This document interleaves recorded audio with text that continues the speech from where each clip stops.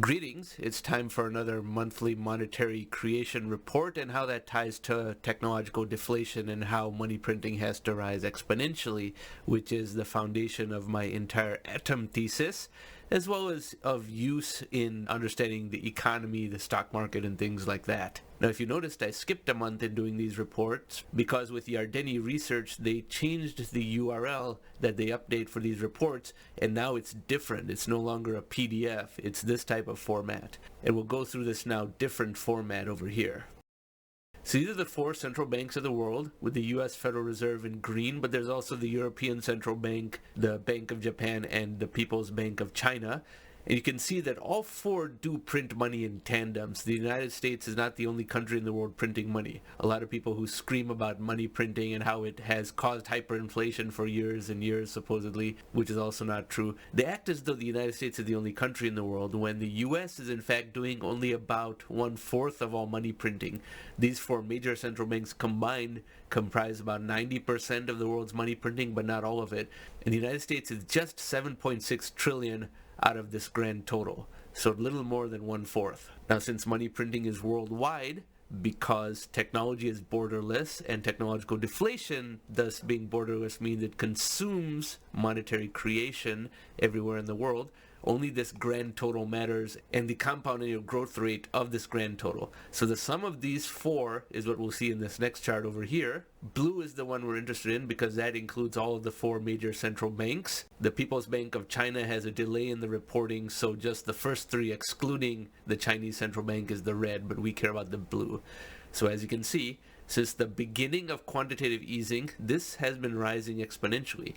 Now, the Yardeni chart is logarithmic in the vertical axis. It used to be linear, now it's logarithmic. And we see this trend continuing to rise. Every time those central banks think that they can reduce money printing and reverse it, they are proven to be wrong and they have to do it again. And even this COVID-19 bulge is not extremely noteworthy in the grand scheme of things.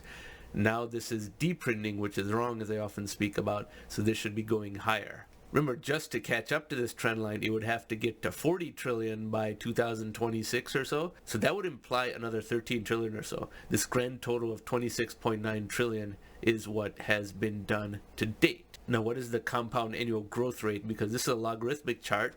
I have said for many years, and longtime viewers know this, that this has to grow at 16 to 24% a year just to offset technological deflation. And I have been saying that from a time when we had far less data than we have today. So what is the compound annual growth rate? Again, this blue line is what matters over here. 16 to 24% is a level that is rarely reached by this compound annual growth rate, the blue line. Whenever it gets to that level, it usually falls back down because the central banks then think that they have to deprint, and they still are on a footing of saying that they have to utterly deprint all of their quantitative easing, which is wrong. And now that this is negative, it's still at minus 10.7% when it should be at plus 16 at least. That's why this deprinting is wrong and could cause a market correction, and there is insufficient liquidity in the system. Now, it is quite possible that the central banks of the world are in fact printing money in a non-balance sheet manner. I've spoken about that as well, so we'll look at that factor in certain upcoming videos. But this is the growth rate, and to be negative is absolutely not right. It should be back over here, which would imply that $13 trillion of additional money printing needed just in the next 2 years to normalize this back up. Now we go to my decade scorecard. I said on January 1st, 2020, which many longtime readers and viewers of mine are aware of, that in this subsequent decade of the 2020s, from January 1st, 2020 until December 31st, 2029, we would need to do $50 to $100 trillion of new printing, whereas PhD economists merely wanted to reverse the printing of the prior decade, the 2010s. Thereby saying that the amount of money printing would be negative 23 trillion and that we'd be back down to zero over the course of the 2020s. I have put this down on January 1st, 2020 as a prediction, and just 2.5 months later, March 15th, 2020, I said that was the Netscape moment of economics. And what has occurred? As of today, June 24th, 2024, the amount that's been done is $8.5 trillion. This is more than 40% of the way through that 10-year period sequence, and this being exponential we would expect much more to be done in the remaining 60% than in the first 40%, but it's certainly trending in a direction of more printing. So who is likely to be right come December 31st, 2029? This number or my number? Obviously, it's going in the direction of my number, but these PhD economists are not required to make accurate predictions because their paychecks and advancement in their professions is not dependent on ever being right about anything, which is part of the problem. We have entrusted this all-important monetary stewardship to people who are very theoretical and don't even care whether they are right or not. Now, as for the difference between this 50 to 100 trillion of money printing, 100 trillion is under the existing method of bond buying, which is oversaturated anyway. The U.S. Federal Reserve, for example, and the other central banks as well, but mostly the U.S. Federal Reserve, only buys two things: treasuries and mortgage-backed securities. And this has resulted in over distortion of just those two sectors of the economy and bubbles in anything that those two sectors inflate. Buying treasuries inflates federal government spending, and buying mortgage-backed securities inflates home prices, while other aspects of the economy are getting none of this liquidity until much, much later. If you wanted to help average people, there's hardly a less efficient way of doing that than what the Federal Reserve is doing right now, just buying two things and ensuring that money concentrates in very few hands. Instead, I advocate that since money printing has to be permanent, it should be in the form of cash sent directly to people and in a manner that rebates their income tax, eventually migrating down to 0% income tax on humans, because automation and AI will generate the governance services for a much lower cost that does not even require taxation to fund. And that's a complicated topic, but I've written an entire book about that, so those of you who are new here may want to read that, and those of you who've been here for a long time may wish to read that again. So I say 50 to 100 trillion under these conditions. PhD economists say minus 23 trillion, and over 4 years into this period, look who is turning out to be right. And look who is turning out to be wrong. Now, there's still a ridiculous amount of imagination about how all this quantitative easing has caused extremely high inflation, and for that we go to part 2 of this video, which is my inflation update. And in this month's inflation update, we look at my familiar matrix where I say that all three of these metrics have to be above 3% before I say inflation is a structural problem and money printing is too high. That is the 10-year compound annual growth rate of the US CPI, the 10-year compound annual growth rate of the Goldman Sachs Commodity Index, and the 10-year US Treasury yield.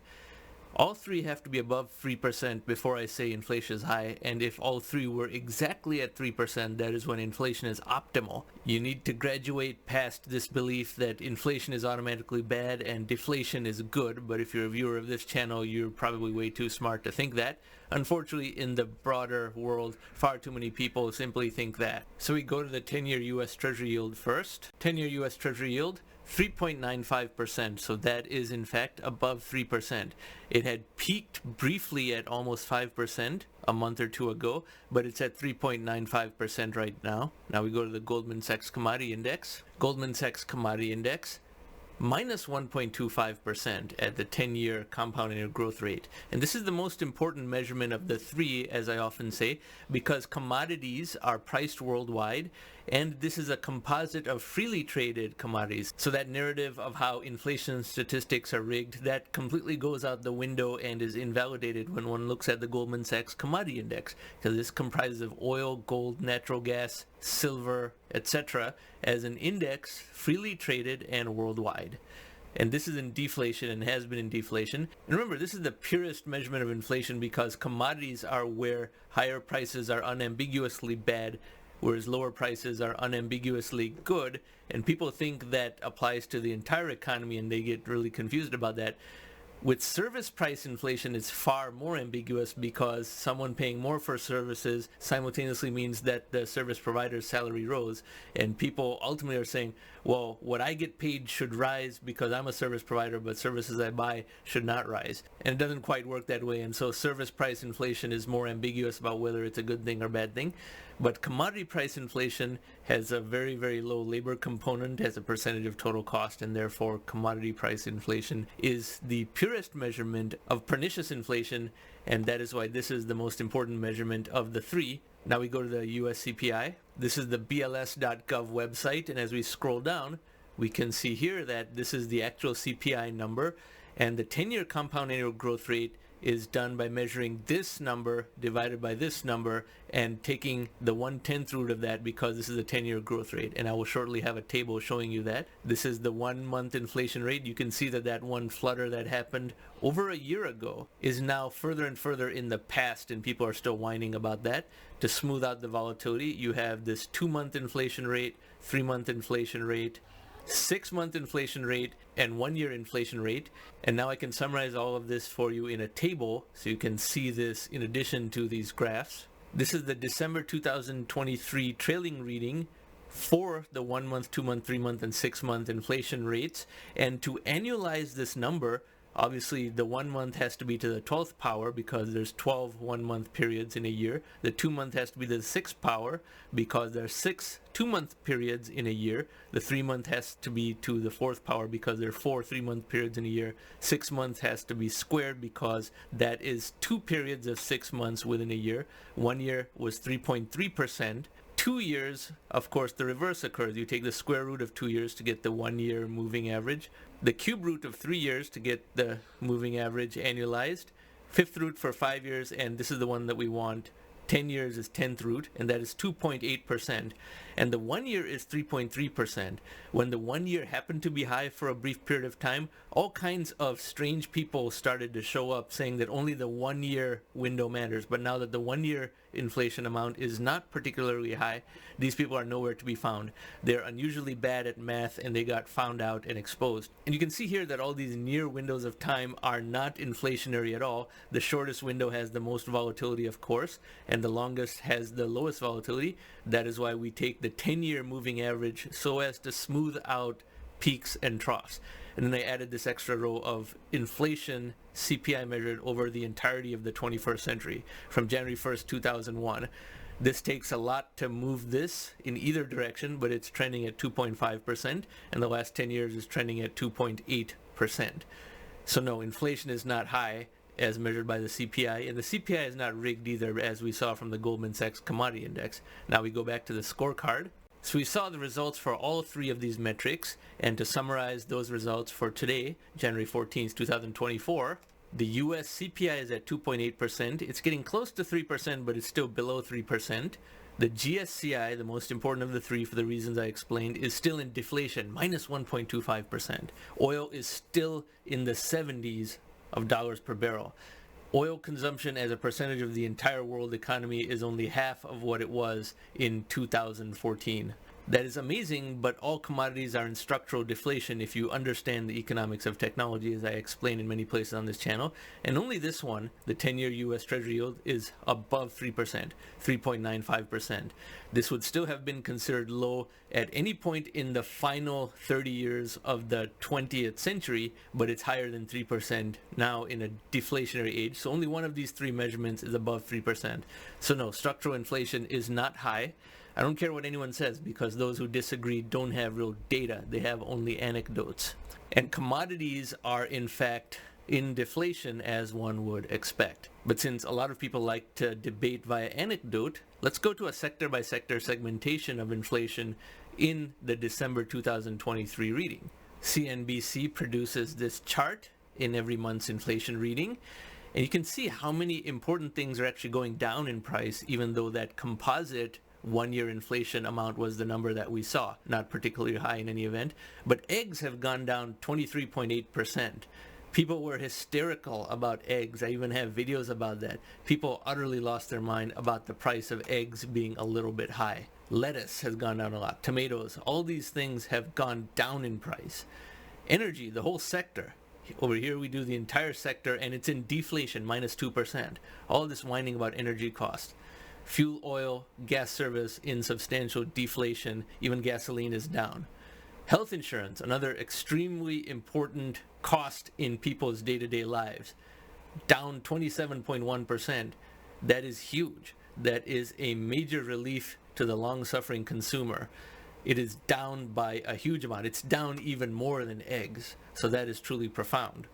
And all these other things are also in deflation as well. So people who like to debate via anecdote really can be crushed by supplying these anecdotes as well, because they are just desperate to look for some reason to play the victim and to not blame themselves for making poor choices in life. A lot of people who claim inflation is high always use extremely unhealthy junk food as their best example. They use Doritos and Big Macs and Pringles potato chips and Ho-Ho's and Cadbury cream eggs as their examples of what rose a lot in price. And these people, while screaming about how worried they are about inflation, really ought to be worried about something that is a very similar sounding word, but a very different concept: inflammation. These inflation mongers don't seem to use healthy food as an example of what is experiencing inflation, because healthy food does not have food scientists and marketing directors' salaries baked into the price of their food. See, potato chips and Doritos, etc., employ a lot of food scientists and marketing directors and ad agencies for those ads you see on TVs and so forth, and that is why all those costs have to be defrayed. Whereas if you just buy broccoli or carrots or pasture-raised eggs or whatever, something that does not have all these expensive, highly skilled people supported by the sale of that product, you actually get something that's healthier and not rising in price. Therefore, when someone whines a lot about inflation, their doctor should check them for inflammation. It's funny how those coincidences arise. That tells us that there is something operating at a higher level connecting all of these memes together. But this was our monthly inflation update, and if you like this type of content, I encourage you to subscribe to this channel. Thank you very much for watching.